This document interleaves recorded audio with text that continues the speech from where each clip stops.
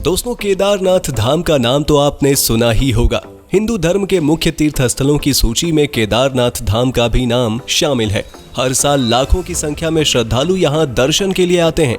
ये धाम उत्तराखंड राज्य के गिरिराज हिमालय के केदार नाम की चोटी पर स्थित है।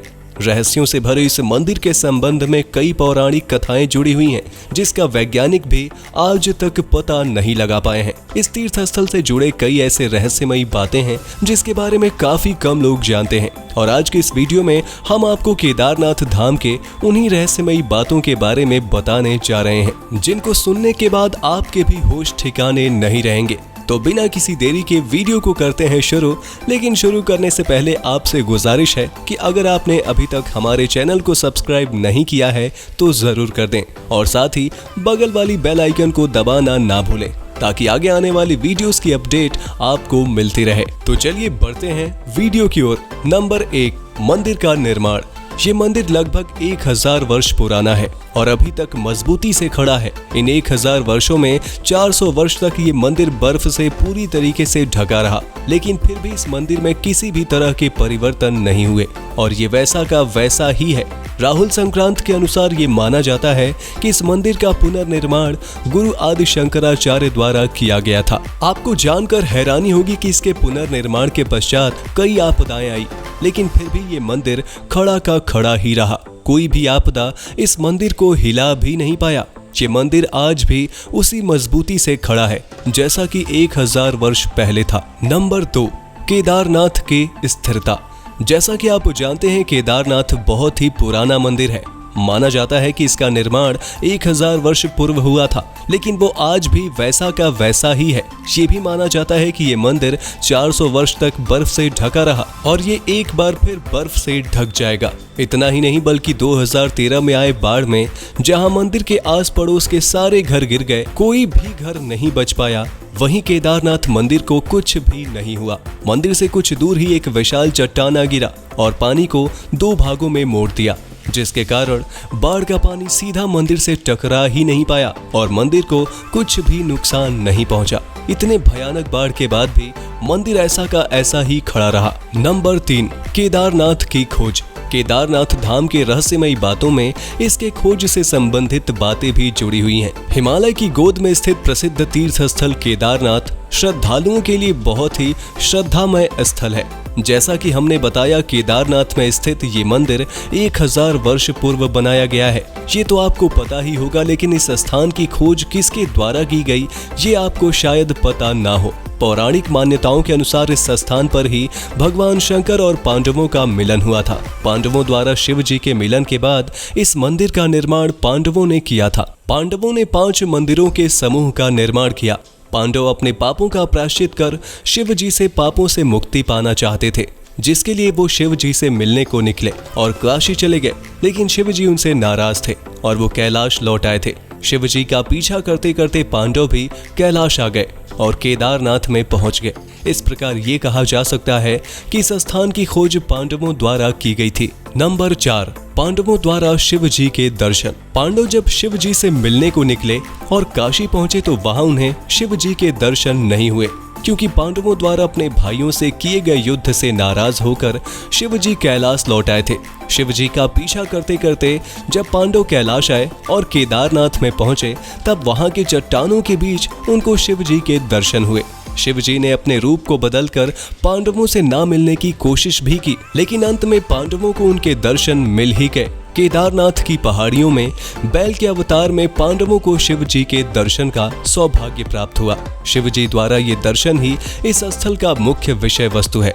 नंबर 5, मंदिर के चट्टानों को जोड़ने की इंटरलॉकिंग टेक्नोलॉजी। केदारनाथ मंदिर भूरे रंग के विशाल चट्टानों और शिलाखंडों को जोड़कर बनाया गया है। ये कटवा पत्थरों से निर्मित है। केदारनाथ का मंदिर 6 फीट ऊंचे चबूतरे पर खड़ा है। ये 85 फीट ऊंचा, 187 फीट लंबा और 80 फीट चौड़ी दीवार से बना है। यही नहीं, इसकी दीवारें 12 फीट मोटी हैं। ये बात आज तक रहस्यमयी है कि इतने विशाल शिलाखंडों को इतनी ऊंचाई तक ले जाकर ना जाने किस तरीके से मंदिर का निर्माण किया गया। इतना ही नहीं, इसके अलावा मंदिर के विशालकाय छतों को खंभों पर कैसे खड़ा किया गया है, ये भी आश्चर्य कर देने वाली बात है। केदारनाथ के मंदिर को बनाने में इस्तेमाल किए जाने वाले चट्टानों को इंटरलॉकिंग टेक्नोलॉजी की मदद से एक दूसरे के साथ जोड़ा गया है, जो कि आश्चर्य के सभी हदों को पार करता है। दोस्तों, कमेंट सेक्शन में जरूर बताइएगा कि क्या आपको ये रहस्य पहले से पता थे। नंबर 6, मंदिर में स्थित कुंड। जानकारी के लिए बता दें कि इस मंदिर में रितेश कुंड स्थित है, जहां पर यदि कोई जाकर ओम का जाप करना शुरू कर दे तो इस कुंड में हलचल होने लगती है और कुछ बुलबुले उठने लगते हैं। वैज्ञानिकों के परीक्षण से भी कुछ पता नहीं चल पाया कि ये बुलबुले कैसे उठते हैं या इसका रहस्य क्या है। ये कुंड इस स्थान को और भी ज्यादा रहस्यमयी बना देती है। नंबर 7, मंदिर की स्थिति। विश्वास से भरपूर श्रद्धा के तीर्थ स्थलों में केदारनाथ कोई आम तीर्थ स्थल नहीं है। ये 5 मंदिरों से मिलकर बना एक मंदिर है, जहां माना जाता है कि शिव जी के शरीर के टुकड़े गिरे मिले थे। यहाँ उनके गिरे टुकड़ों की पूजा की जाती है, जो आज पत्थर के रूप में विद्यमान है। 5 मंदिरों से मिलकर बना ये मंदिर पंच केदार नाम से विख्यात है। ये तीर्थ स्थल शिव जी के मुख्य तीर्थ स्थलों में से एक है, जहां शिव जी का जाप भी होता है। नंबर 8, केदारनाथ के दर्शन के महत्व। श्रद्धालुओं के लिए केदारनाथ का दर्शन करना बहुत ही महत्वपूर्ण माना जाता है, क्योंकि ऐसी मान्यता है कि अगर भक्तजन केदारनाथ का दर्शन ना किए हों तो वो बद्रीनाथ के दर्शन नहीं कर सकते हैं, और यदि बद्रीनाथ के दर्शन भी कर लें तो इसका कोई भी फल उन्हें नहीं मिलेगा। उनकी यात्रा संपन्न नहीं मानी जाएगी। इस प्रकार हम कह सकते हैं कि बद्रीनाथ के दर्शन के लिए केदारनाथ का दर्शन अनिवार्य है। नंबर 9, केदारनाथ में स्थित शिवलिंग। हर मंदिर में शिवलिंग का आकार एक जैसा ही होता है, लेकिन केदारनाथ एक ऐसा मंदिर है जहां शिवलिंग का आकार त्रिकोणात्मक है। केदारनाथ में स्थित शिवलिंग इस मंदिर को अन्य मंदिरों की तुलना में अलग करता है। विश्व भर में केवल केदारनाथ ही वो स्थान है जहां शिवलिंग त्रिकोण आकार का पाया जाता है। यहाँ स्थित कुंड द्वारा मिले जल को शिवलिंग पर चढ़ाया जाता है। नंबर 10, मंदिर की अखंड ज्योति। इस मंदिर को सबसे अलग बनाने वाली और सबसे ज्यादा पूजनीय स्थान दिलाने वाली इसकी अखंड ज्योति मानी जाती है। मंदिर के दरवाजे को खोल देने पर भी ये ज्योति नहीं बुझती। केदारनाथ धाम की अखंड ज्योति उसे और भी ज्यादा विशेष बना देती है। इस ज्योति पर किसी भी हवा का प्रभाव नहीं पड़ता। इतना ही नहीं, साल के 6 महीने मंदिर बंद रहता है, जो कि दीपावली के दूसरे दिन का समय होता है।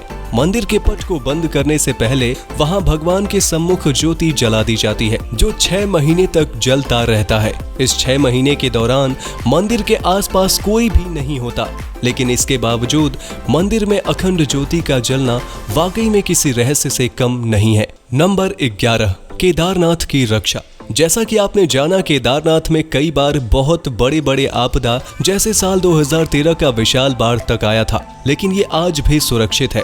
इसके अलावा केदारनाथ 400 वर्ष तक बर्फ से भी ढका रहा, लेकिन इसके बावजूद ज्यों का त्यों है। ये माना जाता है कि भैरवनाथ द्वारा आपदाओं से इस मंदिर की रक्षा होती है। भैरवनाथ का मंदिर केदारनाथ मंदिर से काफी करीब स्थित है। पुरानी मान्यताओं के अनुसार कहा जाता है कि भैरवनाथ शिव जी के उग्र अवतार हैं। इस प्रकार भैरवनाथ द्वारा ही केदारनाथ की रक्षा की जाती है। नंबर 12, केदारनाथ में पूजा। हर मंदिर में पूजा और अनुष्ठान मंदिर के पुजारियों द्वारा की जाती है, पर ये एक ऐसा मंदिर है जहां पूजा एवं अनुष्ठान पुजारी के हाथों ना होकर विशेष समुदाय के सदस्यों के हाथों होती है। मंदिर में कुल मिलाकर 5 प्रधान पुजारी उपस्थित रहते हैं, लेकिन ये पूजा नहीं करते हैं।